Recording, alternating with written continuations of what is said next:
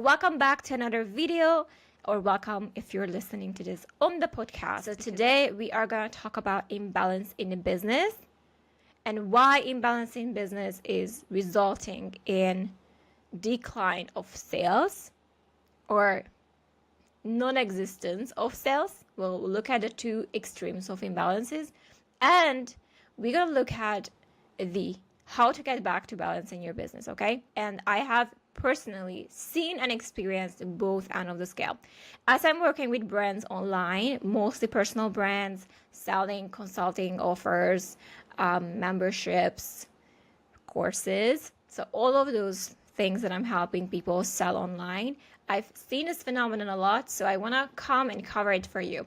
So the first imbalance scenario, which is resulting in decline of sales, is when you are giving value, yes, but you're not giving a lot of free value, okay? So essentially, when you show up in your business, is very transactional. So you're coming to get something. So you're doing a webinar, you are gonna come and sell something. You're doing an event, you're gonna come and sell something. You're sending an email, you're trying to sell something. So essentially, you're creating a video on YouTube, you're coming to sell something. So essentially, every single action becomes something of not a goodwill, but essentially something that you want to cash in right away, okay? So what most businesses do in the balanced scenario is you give value and then you give people an opportunity to extend to work with you, okay? So those opportunities, either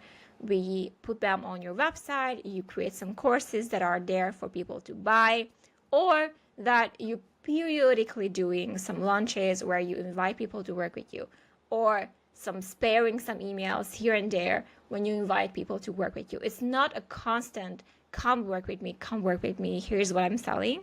So in this first imbalance scenario, that's what's been happening, which is making you and your approach very transactional, and it's such a turn off for your clientele and your customer to be experiencing your business that way. So it actually creates resistance in your customers, because when I feel like someone needs sales and someone wants to sell me on something, I feel more resistant than if this is something that I want for myself, and I genuinely believe that I just want to become a buyer. Because the more we have this imbalance, essentially, the more we get desperate for the sales, the more we see our numbers decline. Because at this point, and most of the entrepreneurs I work with on the 7-figure mark, at this point we have a monthly goal that we want to reach in your business, and that becomes a frustrating cycle of seeing decline. The more we see those decline, the more we get anxious about the fact that the numbers are declining, even though we feel like we put efforts, but our efforts are very transactional. Like, that's the issue there. So if that's something that you have in your business right now, you manage to identify, like, okay, when was the last time that I put out the content without expecting anything in return? When was the last time I got out of my way to give some of the best stuff that I have to the people? Because most people pay for implementation, not necessarily for information. And the higher you get, the smarter people you are selling, the more you realize that information is literally everywhere, okay? So it's easy for people to find information if they want to learn something. But what is hard is implementation. Like, how do I use this information specifically to my business and to my content and to my scenario? That's where we charge the money. That's when we can get those high-end sales, when we like, okay, I'm going to help you tailor make the solution for you. I'm going to walk you through, or whichever programs that you have. I imagine there is some tailor-made approach in the containers or the programs that you're selling. So that's where we make the money, not necessarily on the information level. So I'm always like, hey, always be generous with information. Always give it as much as you can out there. Showcase people that you have skills, you know your shit, you know what you're talking about. Like, give them always the best of the best, because implementation is going to be very difficult without you, because it's you need to be there to help them actually get this to work, because information itself is not really doing much for a lot of people. It's how do I get this to work? How do I implement this? Is where we actually can shine. So that's the imbalance scenario 1. The imbalance scenario 2 is story of my life. Like, I'm very much guilty of the imbalance scenario 2, is when we give a ton of value for free. Okay, so I never had an issue on holding back information. What the issue is that this type of entrepreneurs is that they give value and they over deliver in their content, in their videos, and whatever they put out is so valuable, but they never ask for the sale, or they don't create opportunities for people to actually purchase from them. And I know a creator on YouTube, and you can look her up. Her name is Heidi Priest, and she is an absolute gem in learning attachment style, psychology, relationships. Like, the amount of information and life-changing revelations I've gotten from her content is insane. And all I want to do is throw money at her, but I can't because she's not selling anything. There's no email that you can get in contact with her. There's no courses. There's nothing to buy. And that is, to the buyers, is such a frustrating experience because you feel so much gratitude to the people that are giving you all this information and like changing your life, but there's no way for you to kind of pay back or to even, you know, happily invest into this person because you've learned so much from them. It's just maybe they don't know how to build up those courses in the back end, or they don't have the bandwidth. And a lot of the times this is the issue, they don't have the bandwidth to create programs, you know, to bundle up things that they are doing, or even to think about what offers they want to put out there, or how do I talk about my offer? Like, how do they communicate about their offers? Okay, if they have offers, like, how do I plug this in without me turning people off? You know, so that's very much, there's anxiety actually about money there too, because they don't want to make money. They do want to make money. It's very rare that a business owner is like, I'm a starving artist, I'm here for charity, and I don't care about making money.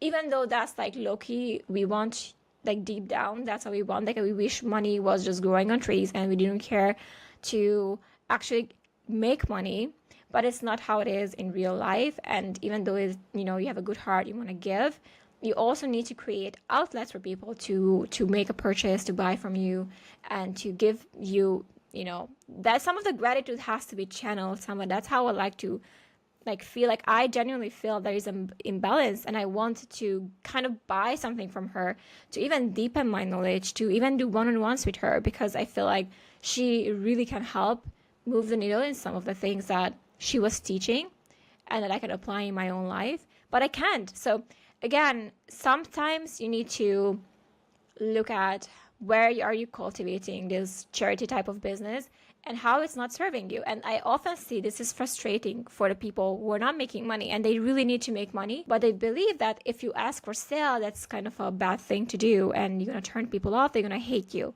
And it's not at all the case, especially if you have been around the block and you have been pouring your content and being super helpful.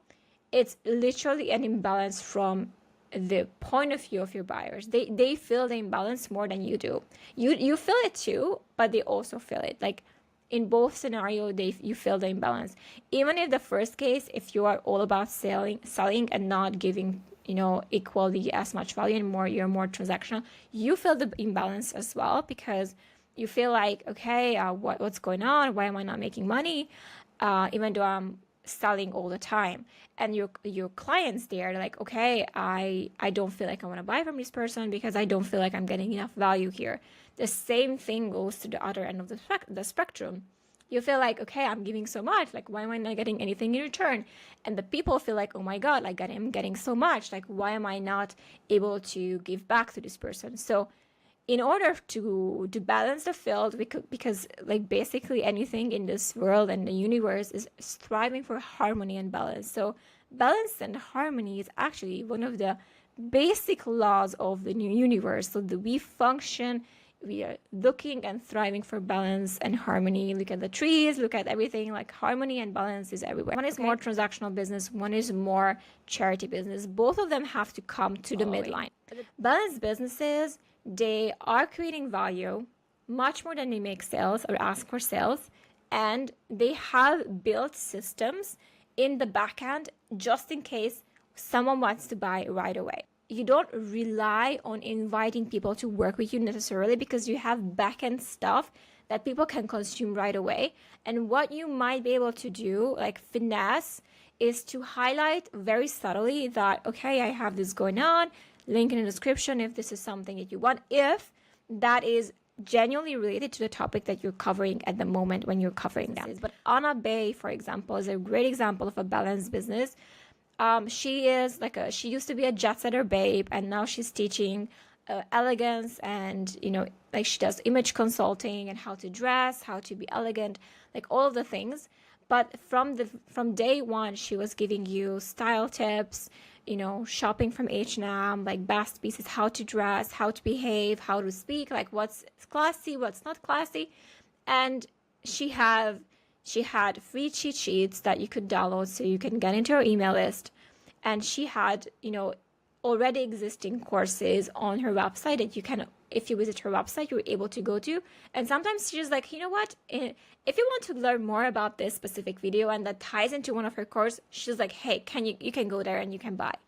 And occasionally she does workshop launches when she's enrolling people to her higher tier programs, but it's not how she depends on to get sales, because she already has her backend courses, her backend programs, that you can go and buy. So that's built on the website, and she's subtly moving a little bit like, hey, did you get the cheat sheet? Like she has, I think, 2 or 3 downloadables that are quick and fast for you to get on her email list.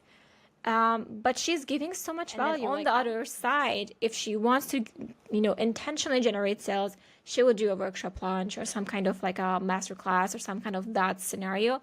But she doesn't do it all the time, because she already has a robust system, basically viewerships and people who come and want to work with her because of the gratitude they feel. So they're able to learn, they come back to learn. They are not treated differently if they don't purchase. Like you can still get the free content, which is very much valuable. You can still hang out on her channel, learn styling tips and learn from her. But if you want to take a step further, she has a backend offer suite that you can take. She'll highlight when there's something there. And on the other hand, she does like some kind of intentional launches as well, sometimes selling by email. But again, it's not just about the sales, and she's not just here charitying in the business. Like she's very intentional. So every business should have is some kind of ways for you to grow your emails. Okay, and that's one thing. Either it's a book or some kind of downloadable, like some kind of freebie that you have going on, so you can always grow your list. So I don't know if that made sense for you guys. So in balanced businesses, there are offers, there is content and helpful content, and there is always offers that you can buy at the end of the day. And it's not always tied together. Even if it's tied in a fine way.